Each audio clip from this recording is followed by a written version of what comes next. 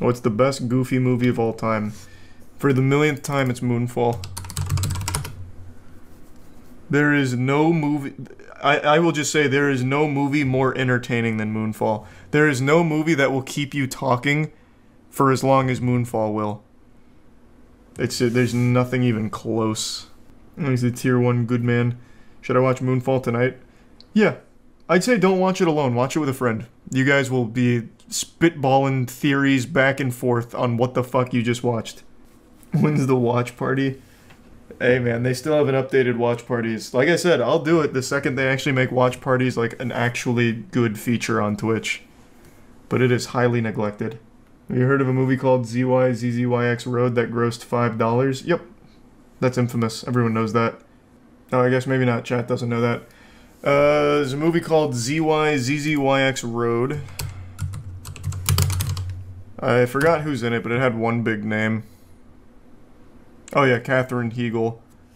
It came out 06 and it made $30. $5 per theater that it was shown at. $1.2 million budget. I think it is, to this date, still the biggest flop in cinema history. I'm pretty sure.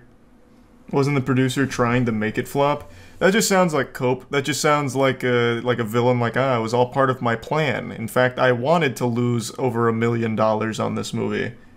You fools played right into my strategy. I think what actually happened is just nobody wanted to see it. It's a terrible name. ZYZZYX Road? It's a stupid name. The trailer's trash. Oh, here, I see. It's shown once a day at noon at Highland Park Theater in one auditorium rented by the producers for $1,000. The limited release was deliberate. Grillo was uninterested in releasing the film domestically until it underwent foreign distribution, but the film needed to fulfill the U.S. release obligation required by Screen Actors Guild for low-budget films. Budget's less than 2.5 mil. The strategy had the side effect of making it, at the time, the lowest-grossing film in history, earned $30 at the box office, from 6 patrons paying $5 each. And he even refunded 2 tickets because the makeup artist saw it with a friend. It's still not the biggest financial loss. It is the lowest opening box office. I don't think there's any box office performance lower than $30. Not for a budget over $1 million. But yeah, if we're talking relative flops, it's not the biggest by far. Worst $5 they ever spent. Disagreed. All 6 of these people are now part of history. Remember that Kevin Spacey movie that only made $600 in its opening weekend, Billionaire Boys Club? True. Here, let's just look up the biggest flops. Waterworld's notorious. Here, let's do the estimated loss. Wait, estimated loss for one of these movies was $88.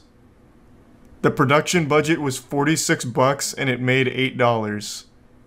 So how did they lose 88? They never even saw 88. Oh, millions! Oh my god, millions. I'm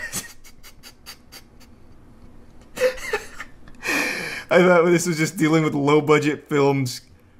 I should have looked up 47 Ronins here. That's the Keanu Reeves movie. Oh, Jesus Christ. I was like, oh, so they're counting indie movies. Never heard of the Baron of Munchausen, whatever that is. Oh, Mars Needs Moms. I remember this. I never saw it, but I remember the trailers. Mars Needs Moms. Eat that. You're not gonna make me eat it now, are you? There's no good thing to say. This looks great. I'm sorry. Mom?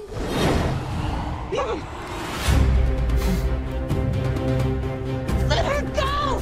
I need to watch this. I still need to watch Norm of the North as well. I'm in a spaceship. This is so cool! Use the Polar Express technology? Okay. I'm just messing with you. Welcome to Mars. My name is Gribble. This is 2Cat. What's your handle? Milo. How about I call you my bro? Check it. Wow. What is going on? Damn, this is killing it. Mars need. That's pretty hype. I've heard of Tomorrowland. I saw this movie in theater opening day. I went to a church. There was a church near my old apartment. that would play movies. They'd have like one movie per auditorium. They had like 4 auditoriums, but you could see the movie for like $3. So I saw this opening day with Andrew, and this is still his most hated movie of all time, I believe. He was so offended at how trash this movie was. I'd never seen him so upset. I even think he went home and made a whole video about it on his channel. Ooh, Turning Red flopped. Twitter was in a frenzy about this movie. $175 million budget and only a $20 million box office? Holy shit. Whoa, that can't be right. What? No. Oh, it was straight to Disney Plus. Oh. Okay. That makes a little bit more sense. This is probably what scared them off of doing more straight to streaming videos or movies. Like theatrical release plus streaming. This right here probably scared them. Good lord. This looks awful. Let me see.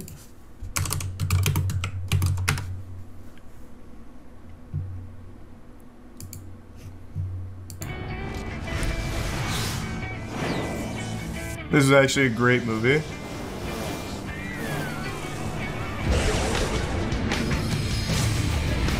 Whoa!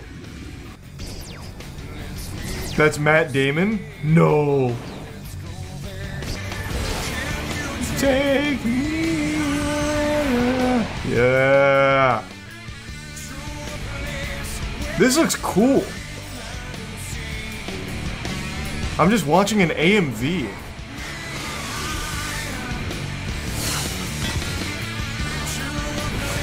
Damn, why did this flop? That actually looks good. I'd probably like that now. In the year 3028. Holy Jesus Christ. A masterpiece that destroyed Fox Animation Studios. Rough. This is a new video too. He also must have been going through the biggest flops of all time and caught Titan AE caught his attention.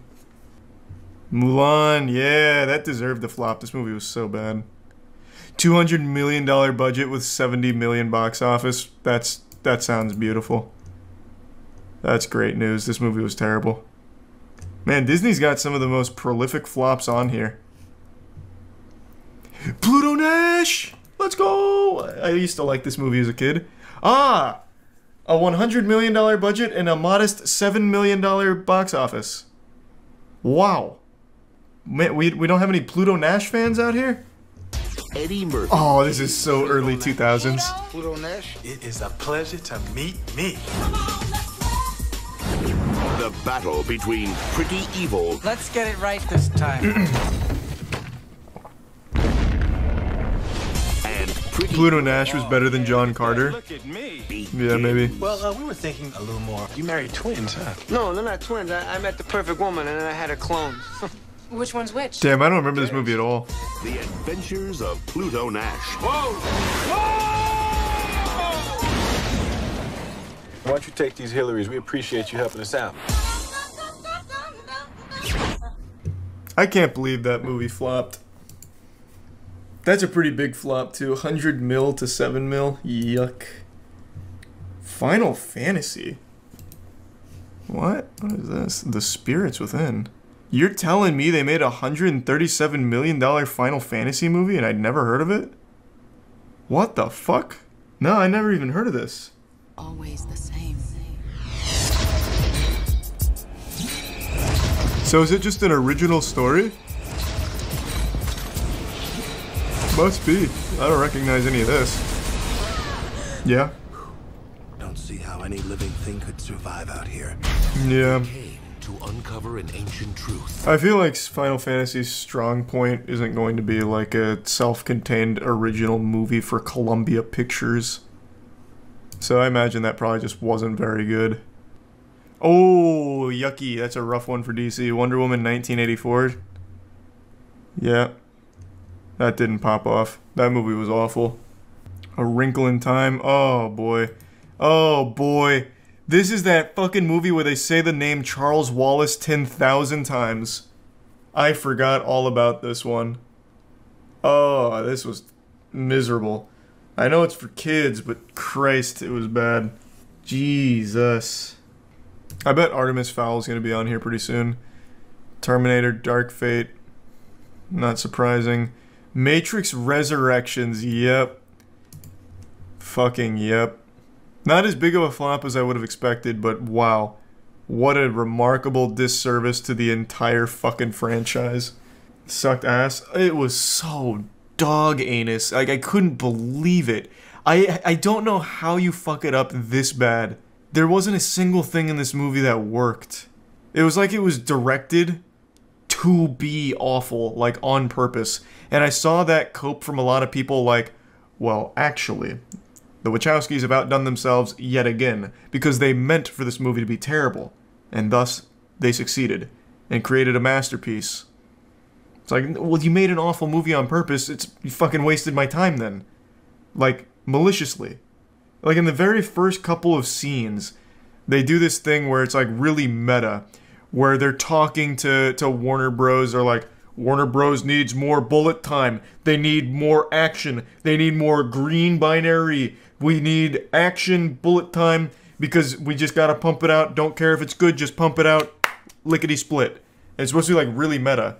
And that's exactly what they did. They just made nothing but awful bullet time, horrible storytelling, no message, and everything falling to shit. And some people acted like it was so genius for them to like include that scene where they're openly mocking how little effort they put into it. No, this one hurts. Moonfall flopped. We may never get a sequel. Oh, casual $100 million loss. Oh, God, why is there no justice in the world? This should have been on the top 50 highest grossing films of all time. Worst comes to worst, I'll make a petition. Those usually work. We need a sequel. They set themselves up for an entire Moonfall universe. Like, we have to realize that potential. We can't just let this masterpiece slip away. Is Moonfall your Morbius? I mean, that doesn't even encapsulate my feelings. Moonfall is the perfect bad movie. Every possible thing that could be horrible about a movie is present in Moonfall, but done like it takes a savant to do what Roland Emmerich did here. He took everything that makes a movie good and shit on it, but with like the most beautiful shit I've ever seen. It's like 2.5 hours and it feels like 20 minutes. You go on like the most amazing ride through delusion. I just don't know how to explain it. It's such a beautifully awful movie. Oh, I used to love this movie. You're telling me Stealth flopped? Wait, this movie was so cool. I watched this shit like 8 times. And there's that scene when Jessica Biel's like underneath a waterfall in a bikini, and I was still pretty young at the time. I was like, whoa, them honkers though. Like this movie's about like a secret super special jet plane that gains sentience. And I remember there's a scene where the main character, Josh Lucas, he's like looking at I forgot what they call it. What's his name in this movie? Eddie. He's looking at Eddie out the window and he's like, Eddie, what are you listening to over there? And he's playing like really good music, like rock music. And he's like, I'm listening to my favorite song. He's like, how many songs did you download? And he says, all of them. And then he blasts off listening to a song that's called Bulletproof Skin by a band called Institute, which isn't really a big band or song. It was so cool. I loved it when I was young. Oh, they even have a Bulletproof Skin AMV for Stealth. Let's go. I don't know this one. We're getting into some obscure ones. Treasure Planet, this is actually tragic. I still think this is probably one of the best animated kids movies Disney's ever done. Like, it's so good. This one is a very sad story. It should have been one of their biggest grossing ever. Why did it do bad? You talking about Treasure Planet? There's actually a really great video on why Treasure Planet failed and why it shouldn't have. Failed because audiences didn't want 2D movies at that point. I don't remember all the factors that went into it. I really don't know. But this movie is an absolute masterpiece. Oh, this is the newest Fantastic Four. I never saw this, but I heard it was a beautiful stinker. Is this like a fun bad movie or just really not worth watching at all? The entire chat is just saying it's boring and just bad. 47 Ronin's sad because it's Keanu Reeves in this movie, from what I understand, was actually good. but I still haven't seen it. It's a cool concept. Like, I think it's a really interesting idea for a movie. I just haven't seen it myself yet. Chaos. Oh! Tiana was watching this and she said she fucking hated it. Yeah, this movie, the Tom Holland one, what a beautiful flop. $100 million budget, $27 million box office. I think it was only streaming. But yeah, this is that movie where men have like stink on them. And there's like no women on their planet. So then there's like a woman that gets introduced to the planet and she has no stink or something. Like, what is it? I forgot. Like, they can hear thoughts, like their thoughts surround them. Men have transparent thoughts. That's, yeah, it's their thoughts. Horrible way to explain it. Yeah, I mean, I didn't really get it. I didn't watch all of it, neither did she. Turned it off, it was just bad. It was just really bad. Monkey Bone's a good movie, it's Brendan Fraser, it shouldn't have flopped. Tragic. Wow, that's a colossal flop. $75 million budget with a $7 million box office in 2002. Or 2001. That's prime movie-going era. I know Monkey Bone's credited a lot for Brendan Fraser's downfall in Hollywood, but I just don't agree. This was a good movie. Did I see this movie? Does anyone know? Did I make a moist meter on this? I don't know if I saw this. I have to look this up. I genuinely don't know if I saw this, but I feel like it's something I absolutely would have seen. Oh, that is such a dangerous search. Holy fuck, I did not think that through. I have so many porn deepfakes. Oh my god, that was close. I'll do Xander Cage. Wow. Yikes. We're fine though.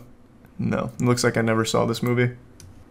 This is kind of cool. It's a 2002 action thriller directed by that name, under the pseudonym of Chaos. Oh, I need to watch it. Voice crack. I need to watch a trailer. A former FBI agent named Jeremiah X. Sworn enemy. Antonio Banderas at his best. The option. This woman's single. Can you believe this is what trailers used to look like? This was normal. I need you to find her. Of course you do. Wow. Look how far we've come. We're evolving. Tell him why you look so sad. I'm told it was because you just got beat up by a girl. This kind of just looks boring bad, but maybe I'll watch it at some point. The Mummy. Yeah, this movie was terrible. This is the Tom Cruise movie. I wanted it to be good. It stood no chance of being good. I knew this was dead on arrival from the second they accidentally released the trailer with no music or sound effects, and it's just Tom Cruise going, "Ah!" in a plane. They did that. I forget that 2017's 5 years ago, so a lot of people just don't remember. Yeah. The first trailer that came out for this movie, they forgot to put all of the sound effects. So it's just Tom Cruise in a plane going, "Ah!" What the hell? So you can see why my expectations were so high going into it. I saw this in theaters with Andrew. This is another really enjoyable bad movie. I can't believe it made $150 million in the box office. I think they're lying. I genuinely, there's no part of me, there's no universe. Like, there's not a single dimension where this movie made more than 50 bucks. Again, it was just me and Andrew in the theater watching this, and no one has ever talked about it since. It is a really fun bad movie.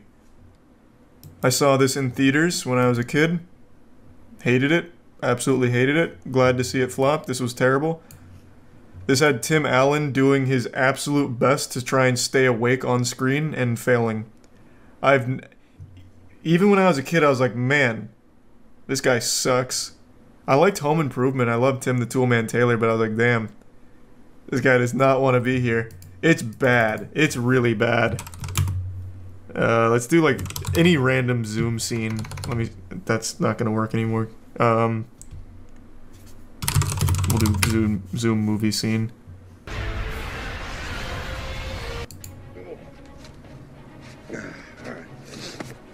Just like riding a bike. The story is he hated being a hero or some shit.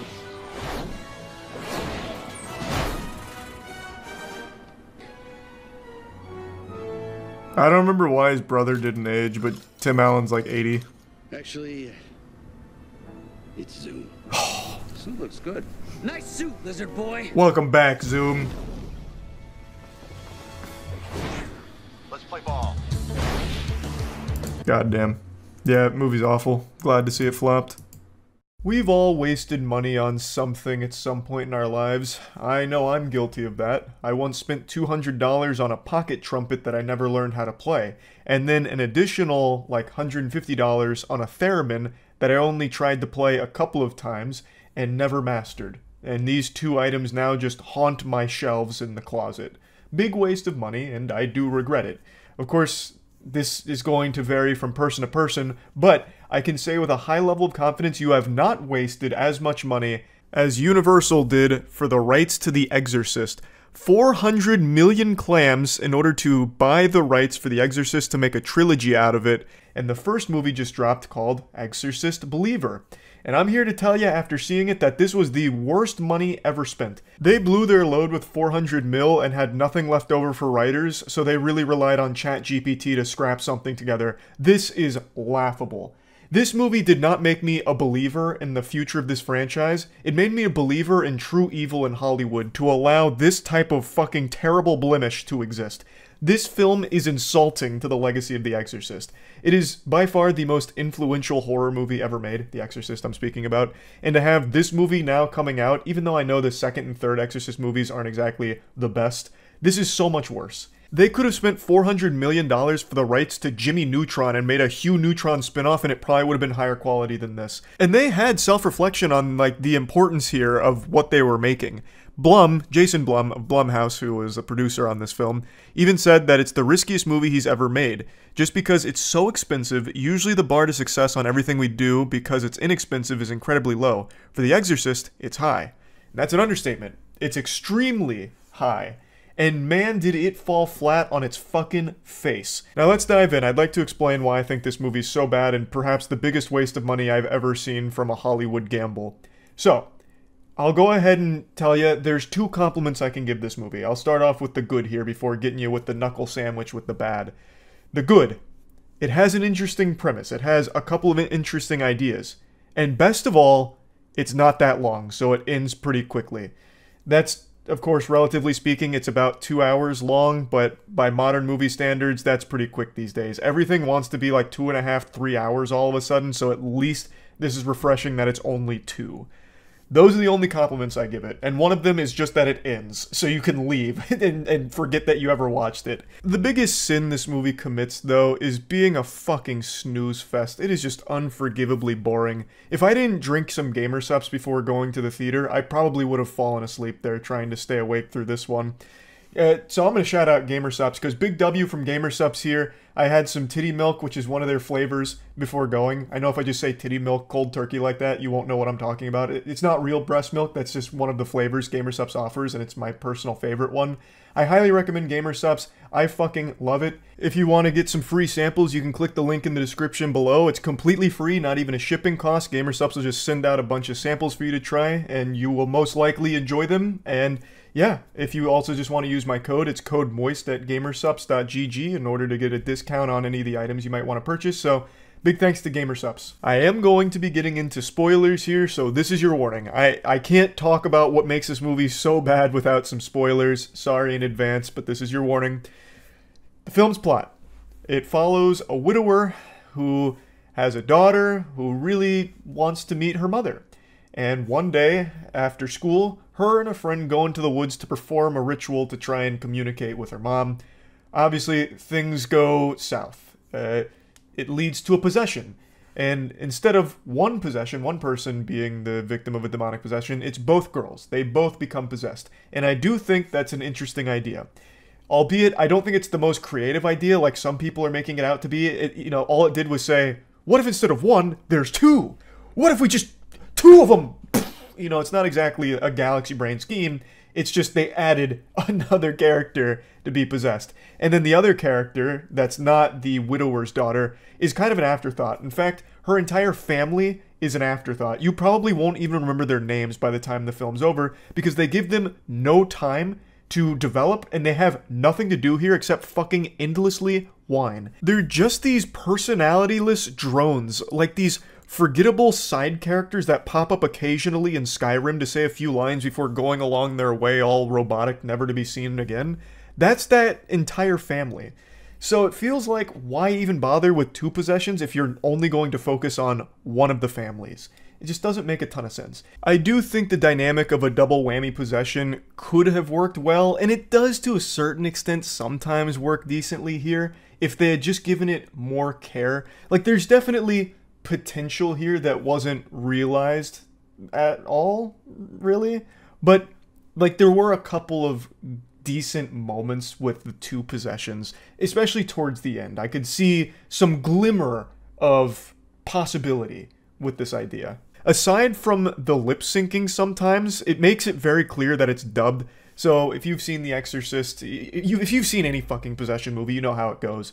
They'll have a demon voice coming out of the child's body, and in here, sometimes the lips don't match up with the words, so it really feels like a poorly dubbed Team 4-star moment sometimes. Like, how could you even let some of that slide? It's very obvious. Also, speaking of things without a purpose in this film, they brought back Ellen Burstyn from the original Exorcist, so it shows you that this is a direct sequel.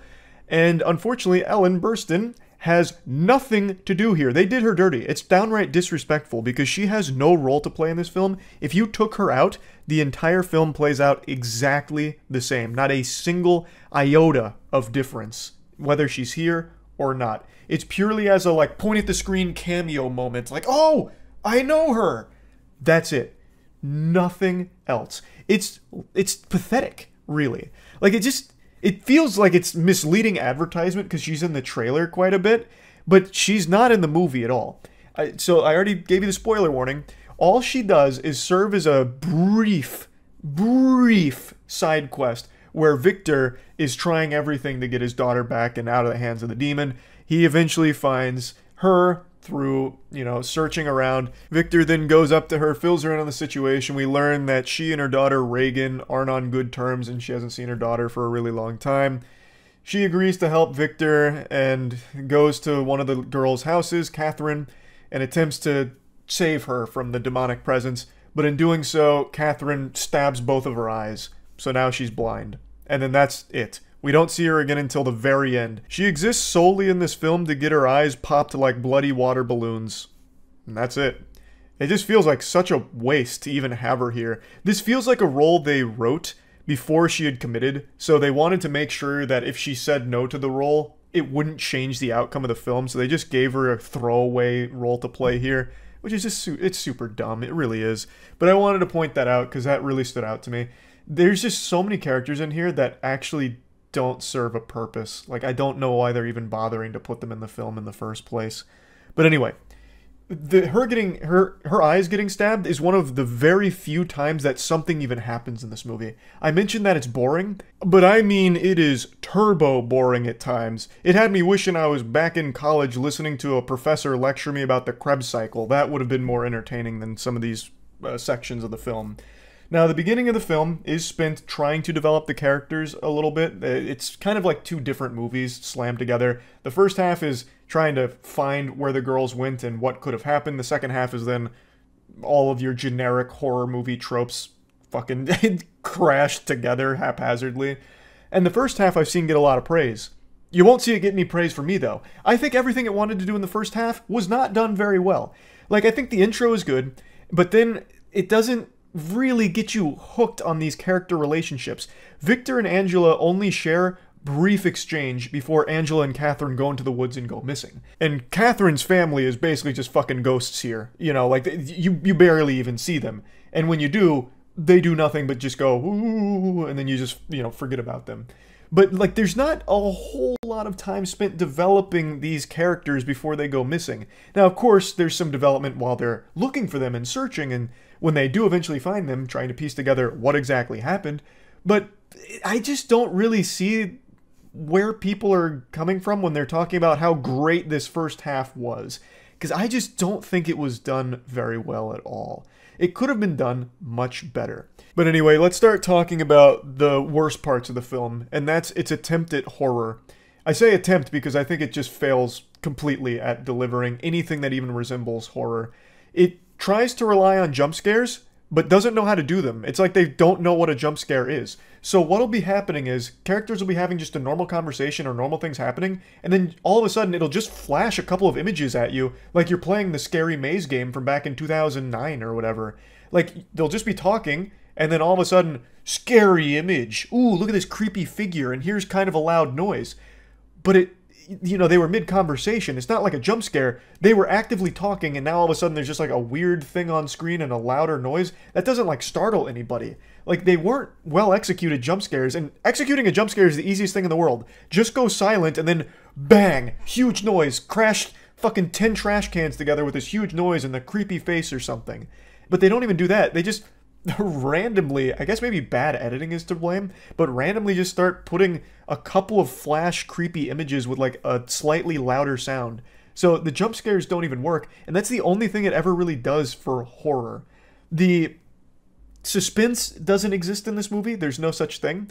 Like I said, I do think the child actresses do a decent job of like looking creepy and like moving around creepy occasionally, but even that isn't utilized very much because they're very quickly bound to chairs and then spend like 30-35 minutes being bound to chairs as people recite prayers around them. I'll get to that in a moment though. But yeah, I really don't know what people would find scary about this. And that's not just coming from like, oh, I'm a tough man, look at my machismo, I don't get scared at horror movies.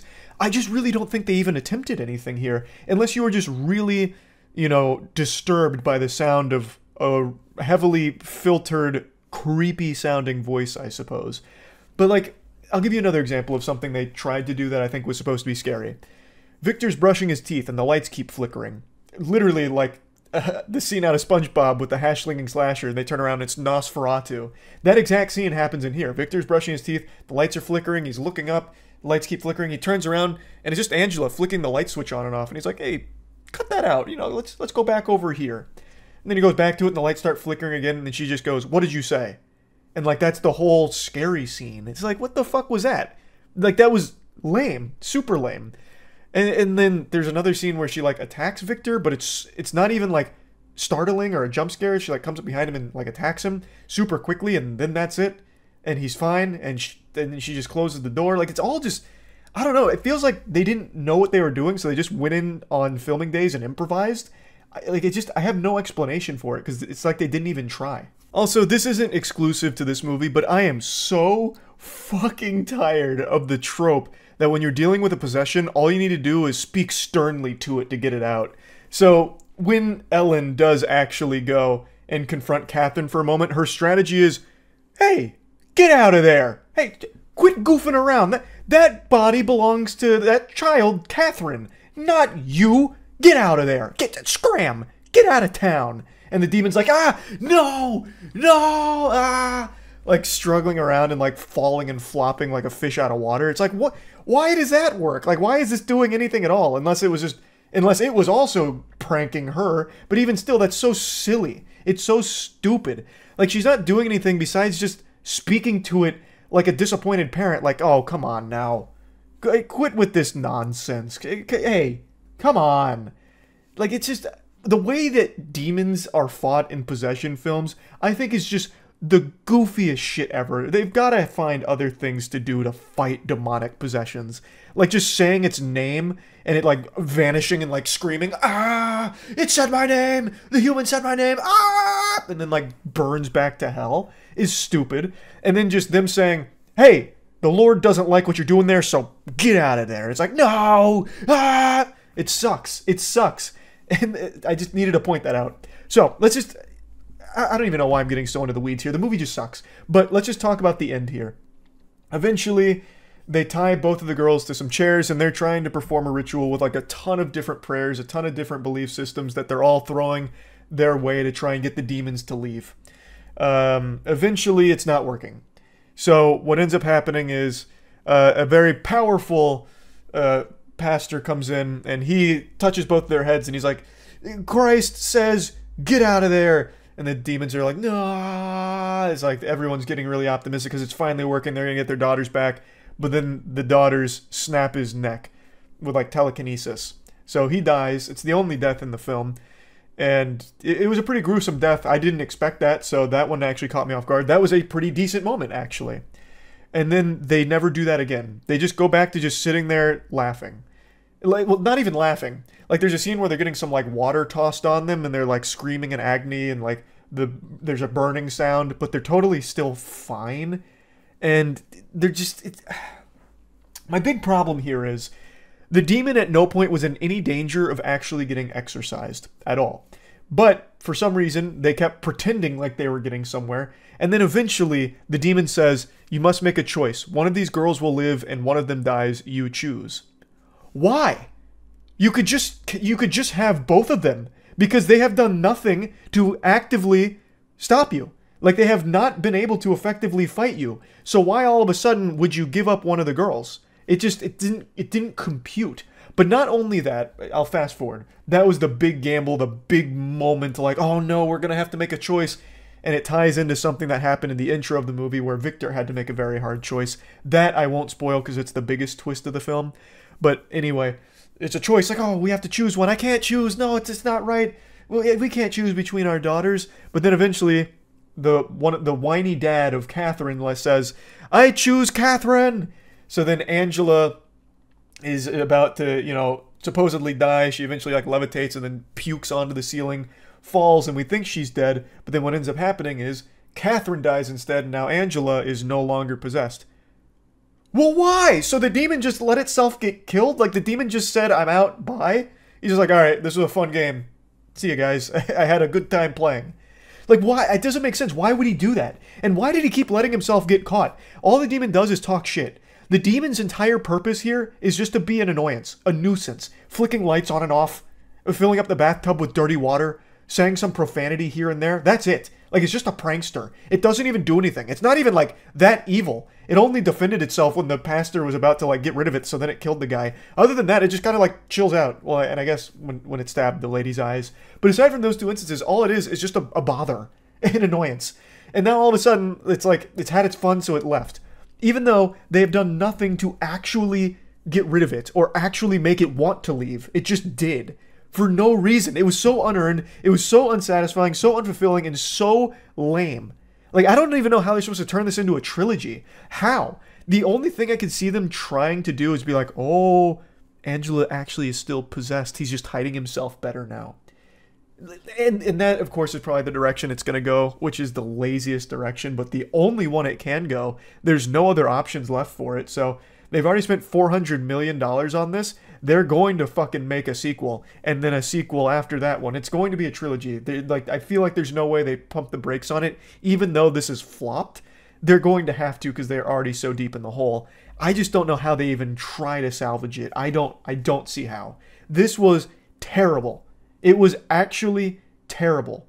Laughable, even. People were giggling at this movie. It's not good. I can't believe they spent $400 on the most iconic franchise rights and blew it this badly. It's just, I don't know. It's crazy to me. But I wanted to talk about this because I think this is probably the biggest waste of money I've ever seen in Hollywood. So that's pretty impressive. That's about it. See ya. When you think of Hunger Games, you think of me, District 8 Hospital Helper from Mockingjay Part 1. It's like trying to think of Christmas without thinking of Santa Claus. It's impossible. I am the Hunger Games. So when I heard they were making a new film, I was excited to get the phone call to reprise my role and make my triumphant return to the franchise. But unfortunately, we all know how that played out. My phone never rang, and I know a lot of enthusiasts for the District 8 Hospital Helper were holding on to this hopium that I was just pulling your leg trying to make it like a big marketing tactic, like, oh, I'm not in it, but really I am. Now that the movie's out, you'll soon have that cold reality set in on you that I'm not in it. Thus, I knew this film was doomed to failure. It's called The Ballad of Songbirds and Snakes, and that second part couldn't be more true. Nothing but snakes here. They didn't give me a role, and now they pay the piper. It's not doing super well with both audience and critics alike, and I can't help but get a tingling sensation that I know the reason why. It feels like this movie was an afterthought. I think the first draft of this script most likely focused on District 8 Hospital Helper and my origin story, but last second someone at the executive board at the top of the food chain said, no, we can't bring him back, he was too good. Thus they decided to tell the origin story of President Snow. And unfortunately, it just doesn't really work that well. The whole second half of this film feels like it was a complete rush just to get it over with, while still trying to maintain all the story beats of the book that it's based off of. They did a horrible job in the whole second, well, part 3, because the movie's 3 parts, and it really does feel like 3 movies blended together, and then the third one is fucking abhorrent, honestly. Like, when I went to see it with friends and we were talking afterwards, there were just so many different things you could point to, scratch your head, and be like, what were they thinking? They would have really benefited from just making this 2 films. I don't know why they were so insistent on it being 1, because then it just takes away from everything. If they made it 2 films, they would have had a much, much easier time fleshing out our main characters as well as their motivations. So that way, by the time you get to the end, there is a payoff that feels earned and makes sense. Whereas in this film, when you get to part 3, the fucking asshole blows right off. It's just this giant prolapse of things happening for the sake of things happening that are bad. So the whole first 2 parts of the movie position Snow as like a good, morally positive character. Outside of a few select instances where he does something that's morally questionable, but even those you can make arguments for that could be for the greater good in the position that he's currently in to work with. They set him up as a sympathetic, understandable character for the first 2 parts. And then I guess at some point they're like, oh shit, wait, he's the bad guy. And we all know he's supposed to be the bad guy because of the main franchise. He's the villain. So in part 3 they're like, well, how do we make him a bad guy? Just have him do these evil things for the sake of being evil. Like, it comes out of nowhere. Instead of it being like this slow, tragic descent into being a bad person, it's just this switch that gets flipped. Like, even he, in the movie, starts questioning why he's doing evil things. I don't want to get into spoilers, but he does something that causes one of the most important people to him to suffer in a big way. And he just starts breaking down, like, questioning why he's doing it, and we're left questioning why he's doing it because they don't really flesh out how he gets to the point to want to do something like that. It also didn't really serve much of a purpose to his character to do that in the moment either, especially when at the very end he kind of contradicts the motive behind doing it in the first place. It's so hard to talk about without getting into spoilers, but it's very silly. Now, let's go ahead and get deeper. I don't think the movie itself is like a horrible pile of garbage. It just really had too much it wanted to cover, and obviously not enough time to do it, so everything kind of gets dragged down. The first 2 parts are definitely stronger than the last part, that's for sure, but even they're not that great. So Lucy Gray is, of course, one of the main characters with Snow, and she just doesn't get any real level of fleshing out, unfortunately. Of course, Katniss had tons of movies to develop and everything, but in this film, you only have 1 for Lucy Gray, so a lot of times it's kind of hard to root for her, especially because most of her screen time is spent singing, it feels like. She's there kind of just to deliver musical numbers, and they become a little annoying towards the end, because it's like all she does. It's like the only characteristic she has is to just sing. And that's fine if they would have had a little more to her as a character.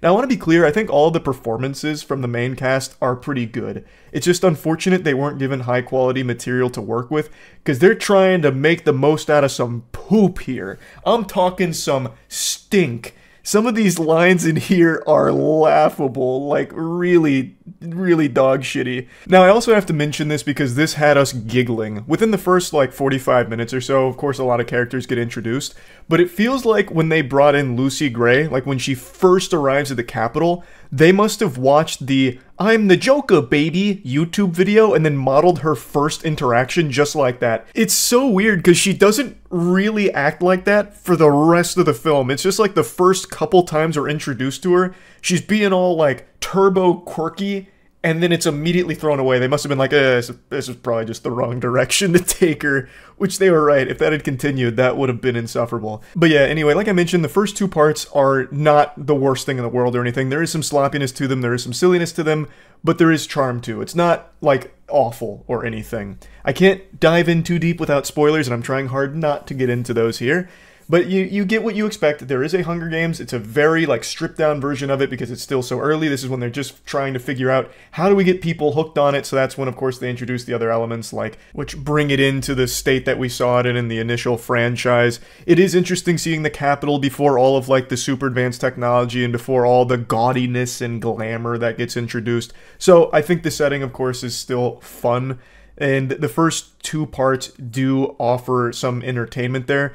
The third part, though, is legitimately a slog. It's way too long of a film, not because I think 2 hours and 40-something minutes can't work. I mean, it has plenty of times in the past. But here, the last 50 or so minutes is spent in part 3, and they just have too much they wanted to go over. It should have been a separate film or a series. because it just does not work tacked on here at the end. It's just like this hemorrhoid that's on the little butt of the rest of the film. It's not very good. It's painful. It really is. But narratively, it's the most important moment. Like, this is the most important stuff happening, but we have no emotional weight to any of it because they have to just like blast through it, just fucking set it ablaze to get through before it reaches like the 4-hour mark. Like, they just had way too much and not enough time because they had to cram it all into like the last 50 minutes. So part 3 super sucks. Like, I don't even know where I'd begin. Aaron compared it to Moonfall, like starting to teeter on Moonfall levels of disaster in the third part. And I have to agree, it kind of got close to the outrageousness of how Moonfall was. Like, it is bad at the end. There were so many problems with how they executed the third part. But I'm not just going to sit here and linger on that. Like I said, overall, the movie itself isn't like the worst thing ever. It's definitely the worst Hunger Games movie, and it's not even close. Not only because I'm not in it, though I think that does play a huge role. It's just a giant, tedious, jumbled mess of a film. I just don't really think it's worth the time. But you know what is worth your time? Starforge PCs. The best PCs in the universe. And right around the corner, we've got our Black Friday sales where you get 100% off PCs all the way through to November 27th. We have tons of PCs at multiple different price points to give you exactly what you need. So if you need to upgrade, get yourself a Starforge. If you're looking to start with PC gaming, check out Starforge's selection. There's a link in the description. But yeah, like I said, overall, Hunger Games, Ballad of Songbirds and Snakes is not very good. No official moist meter on it, but if I was giving one, I'd probably pop that puppy in around like a 50%-ish, somewhere in that general ballpark. But yeah, that's about it. See ya. As a boy, Josh Carpenter never truly understood the importance of God's Word. Then everything changed during the nuclear explosion. Did somebody insult the Lord? I'm coming in hot. I'm sending test answers and completed homework assignments to kids everywhere. What a hero! The truth. Fuck you, Bibleman. Boo! What everyone thinks is right. You fail. I mean, can't you just pass out the test answers when you're not looking? Oh, well, then banish them to the Shadow Realm. Old saying is true. You remember when we killed that guy? Because you wanted to help kids with their homework? Here? Someone's giving out free food. Bibleman says you need to work for your food. No handouts. You developed it. And I'd be glad to install it, unless of course a woman developed man Bible technology. You hear that, Cypher? A woman made Bibleman stuff. There are not a lot of steps. That's not in the Bible. Do it exactly right. Just rising conflict. We're on it. Hey guys. What? May the Lord be with you. That doesn't necessarily mean it's the devil's work. Do a little investigating. That's not a fair gauge. Take me out to the ball game. We detected unusual levels of gamer energy. Definitely the work of devil. Objection here. Cypher, don't be fooled. They're in the trash can. Professor Snorton scoff. No, don't give up the hunt. Across town at the Empower Factory. Must have been the wind. Also, Professor it's like a video game NPC. It's for this town. Of course. Is this my first Bibleman video? No. When I was young, the original Bibleman run was like the late 90s, and when I was young, my after-school program was a really Christian spot, so they'd play a lot of Bibleman. Isn't it snowy? The OG Bibleman is much, much, much better. Full armor of God. Oh, baby! Training montage. Nope, never mind. Yeah, this is the OG crew. Oh, yeah. Oh, yeah. Yeah, this is the OG Bibleman that looked like a sex offender in disguise. Looks as though you may have bitten God, yeah. more than you can chew. Look at the costume. It's... Oh, that's what superheroes used to look like in the golden age. Foam. How's the show going? And paper. And really tight spandex so you could see his ball sack. Damn, Wesley's taller than Bibleman. And he's like a 10-year-old kid. Well, he's probably taller than me too, but fuck you, Bibleman. You're short too. Kids. Papa squat. No, it's not an erection. It's just the edge of the Bible. I always keep one down there there. have been many times. Bibleman. Yeah, baby. Oh, yeah. The OG intro. Fuck the new adventures of Bibleman. The new Bibleman's like the Teen Titans Go of Bibleverse. The Bibleman's coming to town. Nice melody to slap your girl's ass to. That's a stinky beat. Fuck yeah. This is like North Korean propaganda. I'm being indoctrinated. No! The Bibleman! Shit! He's too strong.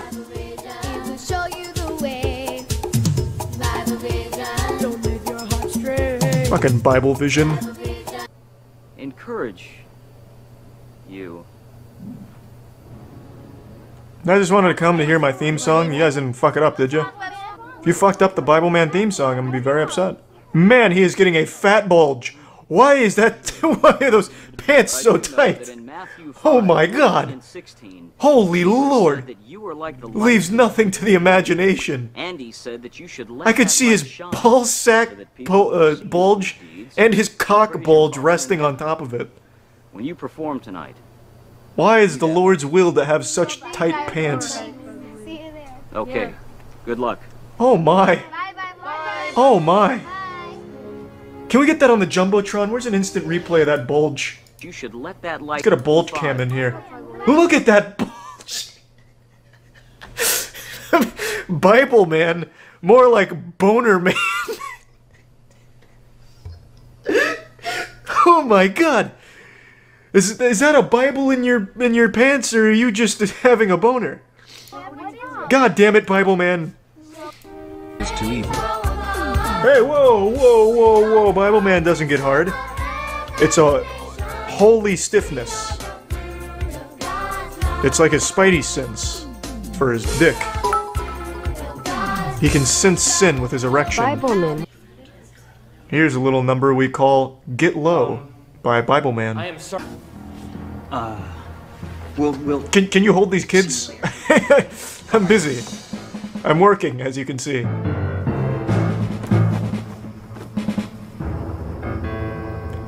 Man, I don't even know why they bothered designing a costume. All I can look at is his bulge. Bibleman's about to get fucked. The Fiddler's too strong. Nasty character. It's Will Ames. He's 5'6". No, he's not. This dude's like 4'7". A literal 9-year-old was taller than him. He is absolutely not 5'6". I could recognize a fellow 5'6" man. That's rough. Yeah, that's rough. You hate to see that. Yikes.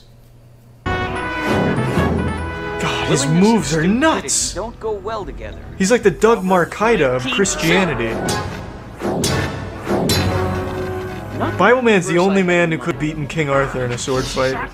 This is another one of those special cases where a movie is so shitty that I don't want to put it on the moist meter because I really want to dive in and spread the cheeks apart even further and really get into the meat of what makes this fucking movie so bad. Like I did with Cats, I'm about to do it with The Grudge, the new Grudge that just came out. I get that it's January. January is when all the movie studios just collectively dump fucking hemorrhoids on the cinema screens, and they're all bad movies for the most part.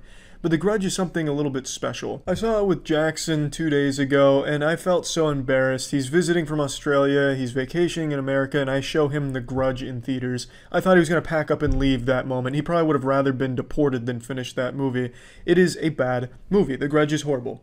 And I also think The Grudge as a franchise is super fucking weak. I think it's not good. The only good Grudge movie is the original one, and it's not even good. It's only decent. It's okay. It's not great.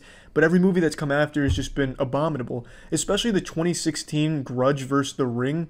They did like a Freddy vs. Jason style movie with the Grudge and the Ring character. It was a Japanese release that I watched, and it was absolutely atrocious. But that movie, The Grudge vs. The Ring, was comically bad, so it was at least enjoyable in that respect.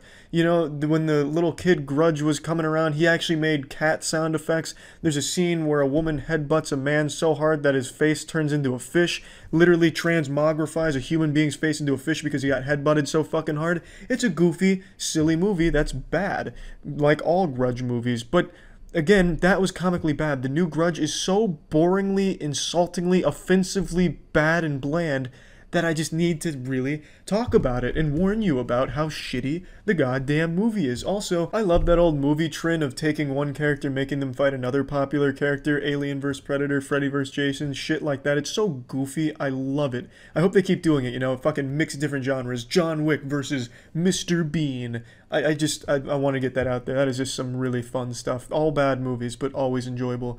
But The Grudge, 2020.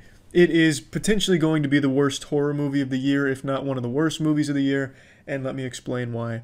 Well, the first problem is it relies entirely on jump scares, as you'd expect from a modern horror movie, but it can't do that very well because the movie, as it is currently, has an audio issue, where during the jump scares, the audio actually gets quieter. Now, if you're familiar with horror movies, and I'm sure most of you are, or at least jump scares at the very least, if you've fucking played Five Nights at Freddy on your elementary school's computer at some point, you understand what a jump scare is. Things get loud, it goes woo, makes you kind of go, whoa, that was loud and startling. That's how a jump scare is supposed to work, but in The Grudge, it doesn't do that. Instead of getting loud, it's actually kind of like a lullaby. You'll see it coming because it's going to be really tense, you know. Music goes out, there's no sound effects, it's just ambient noise, total quiet, darkness, silence, and then all of a sudden, like a whisper, and that's the jump scare. It is weird.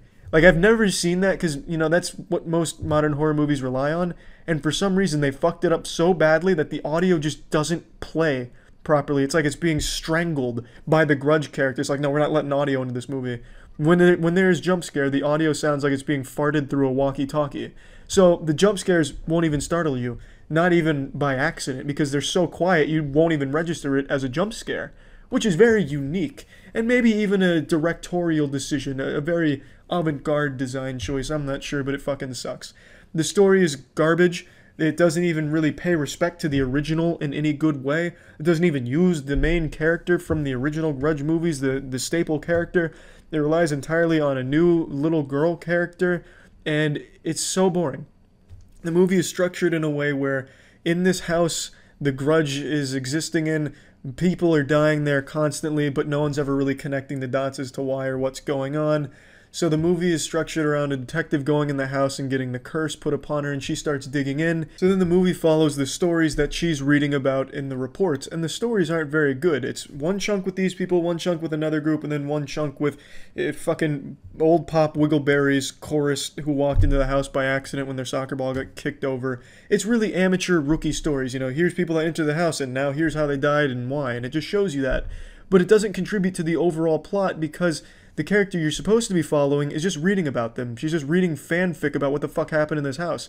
Nothing contributes to the story, it just gives you a little background on what happened at that house at some point. And all of it's supposed to be used as scares. Primarily the movie's relying on, hey, this is supposed to be scary and you're supposed to care about these characters that have no real place in the overarching plot. And you never do because they're not well written and they're not interesting and their stories kind of suck. But that's where the movie spends the majority of its time, in these reports that she's reading. Then she'll take like a little coffee break, a little piss break, take a shit, and then you get, you know, her seeing some scary shit because she's hallucinating bad things. And then she goes right back into reading those stories, so you're back to those uninteresting characters and that fucking old, you know, reports that you don't care about. There's also a massive plot hole with the entire movie that throws the whole thing out of whack. So the whole deal with The Grudge 2020 is anyone that enters the house of the Landers, I believe their name is, I'm already fucking forgetting the characters because it's such a bland, forgettable, shitty movie, but whoever enters that cursed house gets the curse.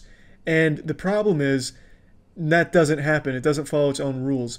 So every time someone died in that house, people investigated. The cops went in, they got the bodies out, they took forensic samples, they searched around, and all of these cops go into that house, but only one person at a time gets the curse, when that was never established. It's supposed to be anyone that goes into that house gets the curse, but for some reason the cops are above that law. So all the cops that keep going into this house for forensics and shit never get cursed. Only ever one person from that group, and it just happens to be the girl you follow, and then there was another cop in the past that she looks into. But it has a massive plot hole because half of the fucking police department, the whole police force should be cursed right now, and all of them should be losing their goddamn mind about it. But that's not the case. And I know when you go to a horror movie like this, you're not supposed to think very hard, but it's hard to overlook that detail when it beats that shit to death. Like, go into that house, you're getting fucked in the ass. Unless you're a cop and you have a lot of numbers because then the Grudge is scared of that. They don't want to get arrested with a fucking speeding ticket or something. It just doesn't make sense. And the biggest, most silly part of this movie is the ending. Again, I'm going into spoilers real quick. The ending ends with, I guess, what's supposed to be a shocking ending. So the solution she comes up with to beat the Grudge is something a 3-year-old could have sniffed out and anyone in the theater knew it was coming. She decides to burn the house down that has the Grudge curse put upon it. And surprise, it doesn't work. But the end of the movie makes you believe it works. She moves out. She goes to a new house, new home. Her kid's going away to school. And as she hugs her kid, she realizes it's not her kid, it's the Grudge. And then the Grudge lady pulls her away and kills her as the camera pans out to the outside of the house. That's how the movie ends. And then it just stays there for 5 minutes, making you think something else is going to happen, but nothing ever does. It's terrible. It's terrible. I guess it was going for like this huge twist, like, ha! The fire didn't actually work because it's never worked in a horror movie, you fool. And we pulled her away and fucked her off camera. Like, it's just a dumb ending, and the theater erupted into laughter when they yanked the girl away from the kid by the hair. It was so fucking dumb and poorly done. The whole movie was. And I haven't really dove into everything that makes it bad because the main parts is that it can't even do its jump scares properly because there's a huge fucking glitch with it apparently. I guess they were speed running a horror movie and forgot to make sure the audio levels were correct, or they just didn't pay the audio engineer so he fucked them by lowering the volume. But it's just so bland because nothing comes together and works. And I feel like the director is talented because there are some times where I was like, it's kind of a cool shot and a decent idea, but it's just so poorly done and translated into the movie. Also, half of the characters, more than half, 90% of the characters are utterly useless in the overall plot of the narrative. There's an example, to give an example, there's a fucking detective who's supposed to be like this main strict-ass detective. I'm not going in that house because it smells like ass, and I don't like the smell of ass. I don't trust the smell of ass. I don't go in that house. So he doesn't get cursed, and he's supposed to be the rock to the girl who did go in the house and get cursed. So she keeps confiding in him all these things, and he's like, he's always smoking a cigarette, and he's just, some scary shit. That's his whole role in the movie, but they keep going back to him, and he never does anything. He never helps the girl. He never does anything for the girl, and eventually the girl just takes it into her own hands and you never see the detective again. He does nothing. Totally useless, but from the very beginning of the movie you felt like the detective was supposed to have a big role in this. He was supposed to help her or do something in the film, but he doesn't. He never does. And that's half the characters in this movie. It's just nothing works in it. It's a bad, bland, extremely boring horror movie. And I really do think it's going to be tough for any movie to be worse than The Grudge this year, which is crazy because the year just started. But I'm excited. Maybe we'll see like a Cats 2 come out of nowhere in the summer or something. I don't know. But it's a shitty movie, and I just wanted to really dive into it. I'll give you a moist meter rating. I'll give The Grudge 2020 a 10%. It's fucking bad. That's it. See ya. When I say Sonic the Hedgehog, undoubtedly the first thing that comes to your head is hardcore fucking. Big sex, big cum. Because that's kind of what Sonic the Hedgehog has become known for now. The fan base has turned Sonic the Hedgehog into like a goddamn sex symbol for degeneracy. And I'm obviously not speaking to everyone who likes Sonic, but on the whole, and I do mean on the asshole, Sonic the Hedgehog has become more about porn than about the games or the property itself. And I've never really cared for the Sonic franchise. I never liked the games all that much. The only ones I actually enjoyed were Sonic Adventure on the Dreamcast and then its sequel on the GameCube. I'd never dabbled in the Sonic porn, but I don't think I'd really enjoy it all that much. I don't think it'd awaken a fetish inside me, so I don't really touch that ballpark there. So I'm not a huge Sonic fan, but what I am really excited for now is the new Sonic the Hedgehog live-action movie that comes out next year, because they posted this poster, like a little teaser poster, just to give us a little sneak peek of the wet fart they're cooking up and about to blast in our face in 2019. This is a fucking fantastic disaster of a poster. It's almost as bad as the Aquaman poster that was poorly photoshopped in like 2 hours by a middle school student they released earlier this year. This is something special because the entire fan base of Sonic doesn't like this, and that's very rare. The Sonic fan base is extremely forgiving when it comes to bad games and just kind of abusing them. So to have all of them in one voice kind of band together and say this looks like shit is something special. So give yourselves a big pat on the back, producers of Fast and Furious. I don't know really too much about the project, apart from that it's coming out in 2019 and that this is kind of what it's going to look like. And that's all I need to know to be sold on going to see this shit opening day. I might even buy a fucking fursuit and go to this goddamn thing. I'm super excited for this disaster of a movie. Let's go ahead and look at the poster, break it down, and see all of what makes it so incredibly awful to look at. Now, first of all, this looks like the costume from a porn parody of Sonic the Hedgehog. This genuinely looks like a mascot you'd see standing outside of a used game shop, like a used game mom and pop shop where they have their son dressed up as Sonic the Hedgehog holding up a sign promoting good trade-in deals. This doesn't look like a big-budget Hollywood Sonic the Hedgehog. This looks like a man in a costume that he found at Party City. Just look at the muscularity of this guy. Holy shit, those calves. Those are some human calves. Those aren't hedgehog calves. Sonic the Hedgehog did not have calves. He didn't have muscles. This looks like Sonic the Hedgehog if he was doing daily calf raises of 200 plus pounds for 50 plus reps. Those are some fucking meaty calves right there. Now let's shift gears here and look at the hands. Those hands look like Master Hand from Super Smash Bros. Those look like some diddling hands right there. Got the fucking diddle fingers extended. It's weird. It's horrifying to look at. They don't fit the character at all. It's just very odd positioning as well. For some reason, his left arm looks like a gorilla's left arm. It's fucking huge in comparison to the other one. And I understand it's closer to the camera, so it'll be a little bigger. But it looks significantly bigger than just an angle problem. And it's a lot hairier. Which is another thing. Why is he so goddamn hairy? He looks like a whole bundle of pubic hair just fell on top of Sonic the Hedgehog. It doesn't fit the character at all. He's CGI'd in the movie, too. It's confirmed that they're using a CGI Sonic. So why the fuck are you making him look like a fursuit? What is the point? I understand everything else is going to be live action, so you kind of want to make it seem like it'll fit, but this is not going to fit in any situation. This looks like a chupacabra sighting, if the chupacabra looked like some type of sexual predator. The whole thing's just a complete fucking disaster. Not just the Sonic design, but the whole poster, a whole new speed of hero, is so incredibly silly that I unironically love it. This summer, one hero goes beyond speed. He goes super speed. It's just such a shitty tagline, but I do also like that it also says from the producers of Fast and Furious, so you know this movie's going fast. They're really selling you the idea that this shit is gonna haul ass. It's gonna haul ass, suck ass, and fuck ass, baby. I'm super excited to see this disaster now. This shit is truly looking way past cool. I'm excited to see this fucking movie now. See ya.